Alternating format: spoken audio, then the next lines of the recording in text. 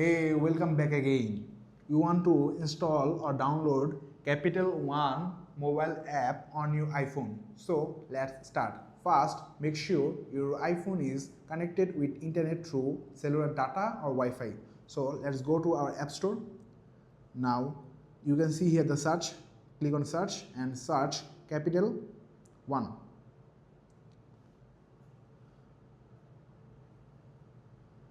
Mobile. Now search. You can see here the Capital One here. Now click on it. Now you can see here get, click on get. Now it's showing our pop-up install. Now click on it. It will ask us the App Store password. We'll give our App Store password now. Given my App Store password, so let's sign in. It will take some time. It's done and you can see it's downloading here.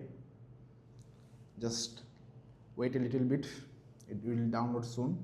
It's done. That's it. Now you can open the Capital on mobile app. This is the easiest way. I hope you liked it.